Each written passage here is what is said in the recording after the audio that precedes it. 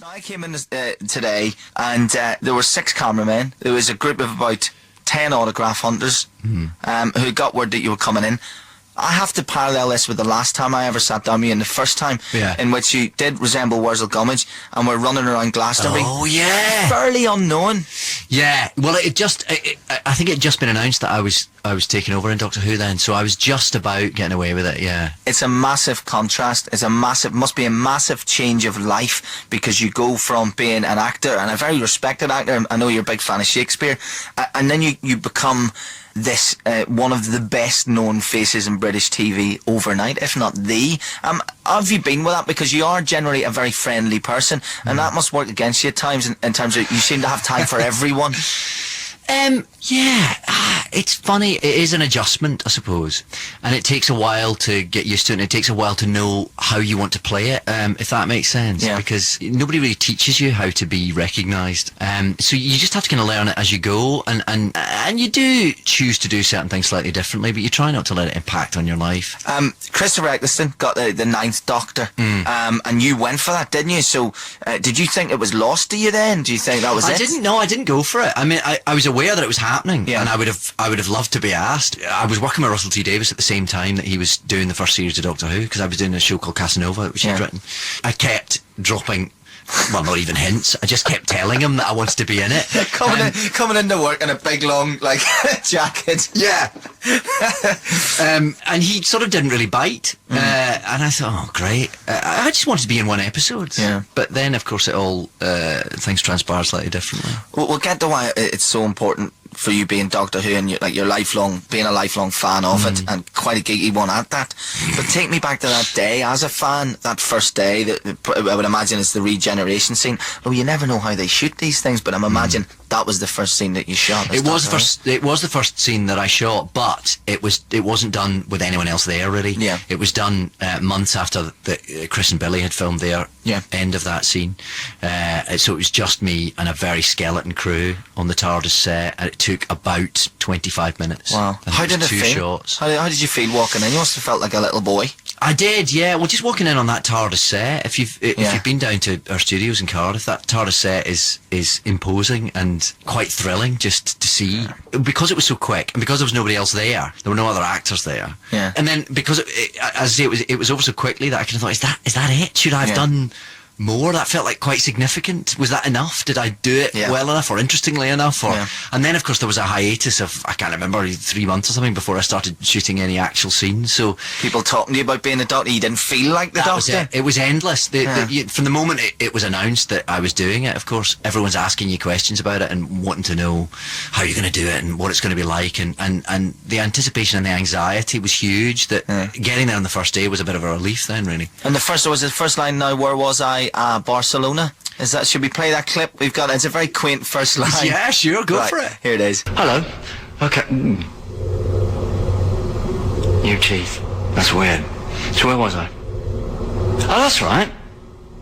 Barcelona. I think it's a good line. I think it's a good first line. I think it sums up what you bring to the character. For me, I mean, Cary Grant and Biggles and Jack Nicholson, in that you do the character with a great amount of smoothness and charm, but you're also very swashbuckling. But there's a craziness in your eyes, and Nicholson Grant, crazy. Biggles and Jack Nicholson. That's what I've went for. I'm loving that. I'm absolutely loving that. I had to think about it long and hard. I wanted to do it justice. Biggles is a curious cultural reference. Yeah, but you know what I mean. I'm quite surprised that you came out with Biggles, but good. No, I like it. In the same way, like Larry David in Curb Your Enthusiasm is a caricature of his real character. There's a lot of you in that, isn't there? I think it's one of those parts that it's kind of a blank canvas, isn't it? You kind of can do whatever you like with it, really, as long as he's got that kind of moral righteousness and he's got that sort of certainty and brilliance and a certain energy and a certain anarchy, I think. But other than that, you've kind of got to bring yourself to it, because I think that's what makes it live, isn't it? But it does. But what you achieve with it, it can become very geeky.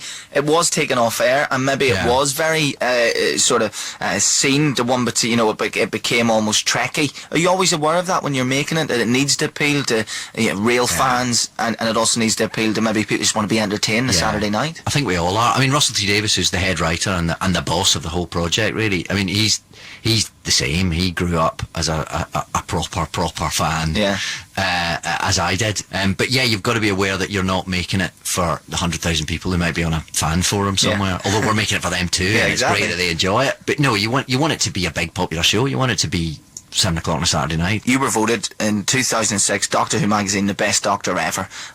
Your favourites of Tom Baker, I'd imagine, growing up. It's gonna be Tom Baker and then Peter Davison. The two of them were my two. Yeah, but Tom Baker was the first one.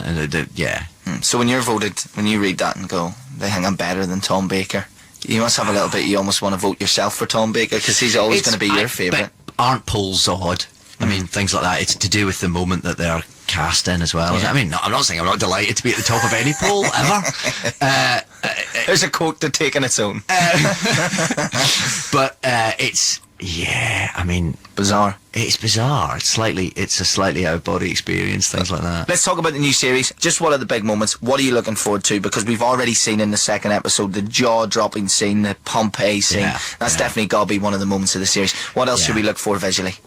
Visually, Jings. Well, I haven't seen a lot of that yet. Yeah. Because of course, so much of that is done after the event. That's great. Yeah. Which makes it genuinely exciting when a DVD arrives in the post. But also, actually, even in the first episode, the March of the Adipose was an incredible. But I mean, in terms of the computer graphics and all the work that all the various art departments do, I think they just get better and more ambitious and extraordinary every year. And it's a real privilege to be in the middle of that. Yeah. All these people who are so talented and so brilliant.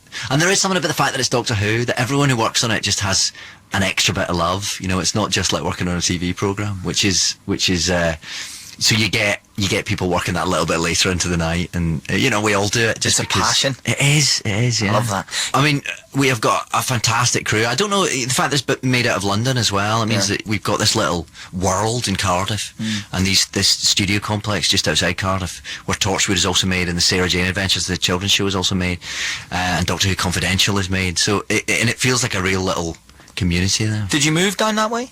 Well, I mean, we film 5-6 days a week, so for how long for a series? 9 months? About 9 months, yeah.